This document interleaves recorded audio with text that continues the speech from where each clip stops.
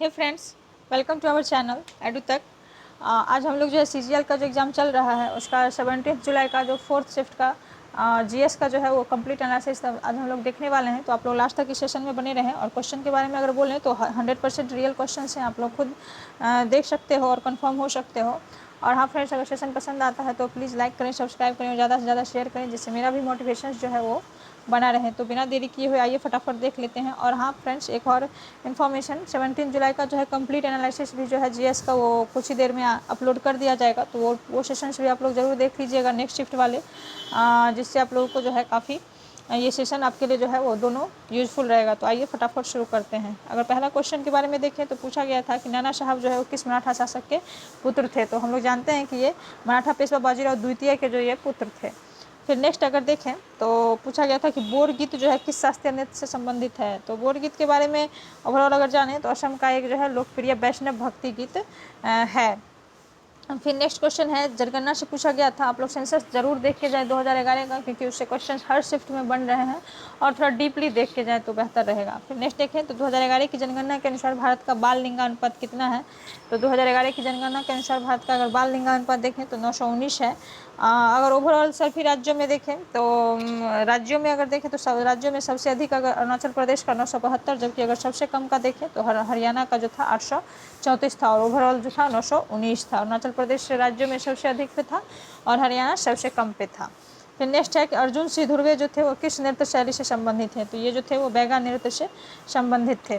फिर क्रिकेट से क्वेश्चन था, देखें 2031 में जो है आईसीसी पुरुष क्रिकेट विश्व कप की मेज़बानी कौन करेगा। तो इसका आंसर आपका बांग्लादेश हो जाएगा। भारत और बांग्लादेश अक्टूबर-नवंबर 2031 में आईसीसी पुरुष क्रिकेट विश्व कप की सह मेज़बानी करेगा।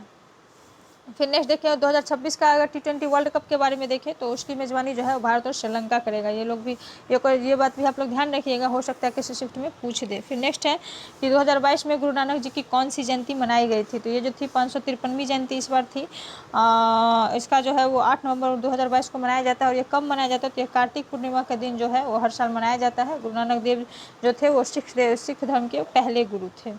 फिर नेक्स्ट है कि परमवीर चक्र और अशोक चक्र किस दिन दिया जाता है। तो दोनों जो है वो 26 जनवरी को दिया जाता है। अगर परमवीर चक्र के बारे में देखें तो 26 जनवरी 1950 को शुरू किया गया था, जबकि अशोक चक्र के बारे में अगर देखें तो 26 जनवरी 1952 को शुरू किया गया था। अभी तक जो है कुल 21 आदमी को जो है परमवीर चक्र दिया गया है।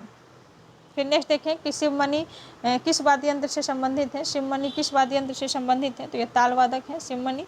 फिर नेक्स्ट है कि क्रिकेट फील्ड में कितने अंपायर होते हैं। तो ओवरऑल अगर टोटल देखें तो क्रिकेट फील्ड में 3 अंपायर होते हैं, लेकिन महत्वपूर्ण फैसले के बारे में अगर बोले तो मैदान के अंदर जो 2 अंपायर खड़े होते हैं वही लेते हैं। फिर आगे है कि मौलिक कर्तव्य कौन सी समिति की सिफारिश पर भारतीय संविधान में जोड़ी गई थी। तो मौलिक कर्तव्य जो है वो स्वर्णश्री समिति की सिफारिश पर जोड़ी गई थी 42वें संविधान संशोधन 1976 में। कुल अगर मौलिक कर्तव्य की संख्या बोले तो 11 मौलिक कर्तव्य उस टाइम जोड़ा गया था। फिर आगे है कि अलाउद्दीन खिलजी के देवगिरी अभियान में किस गुलाम ने सहयोग किया था। तो मलिक काफूर जो था उस समय अलाउद्दीन खिलजी के देवगिरी अभियान में जो है वो काफ़ी सहयोग किया था। फिर प्रायद्वीपीय अफवाह तंत्र में कौन सी नदी आती है, इसके बारे में पूछा गया था। तो प्रायद्वीपीय भाग की अधिकतर मुख्य नदियां हैं महानदी, गोदावरी, कृष्णा, कावेरी, जो पूर्व की ओर बहती है तथा बंगाल की खाड़ी में जाकर गिरती है। यह नदियां जो है वो अपने मुहाने पर डेल्टा का भी निर्माण करती है। तो आप लोग इसको ध्यान में रखें। प्रायद्वीपीय भाग की कौन कौन सी नदियां हैं, महानदी, गोदावरी, कृष्णा, कावेरी। फिर अगर नेक्स्ट क्वेश्चन देखें तो एक केमिस्ट्री से था कि आवर्त सारणी में के समूह में नीचे आने पर परमाणु के आकार में क्या परिवर्तन होता है। तो ऑब्वियस सी बात है बढ़ता है, क्योंकि तत्वों के परमाणु में कक्षा संख्या बढ़ती जाती है। कक्षा संख्या बढ़ने के कारण जो है परमाणु का आकार भी बढ़ता जाता है। फिर नेक्स्ट क्वेश्चन देखें कि अशोक ने बुद्ध धर्म के प्रचार के लिए किसे श्रीलंका भेजा था। तो वो अपनी जो पुत्री है संघमित्रा और पुत्र महेंद्र को जो है वो श्रीलंका भेजा था बौद्ध धर्म के प्रचार के लिए। फिर आगे है कि भारत का पहला समाचार पत्र किसने प्रकाशित किया था। तो जेम्स अगस्टस हिक्की के द्वारा जो है वो पहला समाचार पत्र भारत का वो प्रकाशित किया गया था। फिर गहन कृषि से क्वेश्चन था कि गहन कृषि का क्या अर्थ है। तो भूमि पर अत्यधिक जनसंख्या वाले क्षेत्रों में किया जाने वाला ये कृषि है गहन कृषि, जहाँ पे अधिक जनसंख्या होती है। यह जैविक कृषि का एक प्रकार है। फिर ह्वेनसांग से क्वेश्चन था कि किसके शासनकाल में जो है वो भारत आया था। तो हर्षवर्धन के काल में आया था। यह ह्वेनसांग के बारे में अगर देखें तो यह प्रसिद्ध चीनी यात्री और बौद्ध भिक्षु था और यह भारत में टोटल 15 वर्षों तक जो है वो रहा था। फिर है कि भौतिकी के क्षेत्र में 1956 में नोबेल पुरस्कार किस खोज के लिए दिया गया था। तो खोज के बारे में अगर देखें तो अर्धचालकों पर शोध और ट्रांजिस्टर प्रभाव की खोज के लिए जो है दिया गया था। कुल 3 आदमी को दिया गया था, जिनमें थे विलियम ब्रैडफोर्ड शॉकले, जॉन बार्डन और वॉल्टर हाउसन ब्रेटन को संयुक्त रूप से जो है वो भौतिकी के क्षेत्र में नोबेल पुरस्कार 1956 में दिया गया था।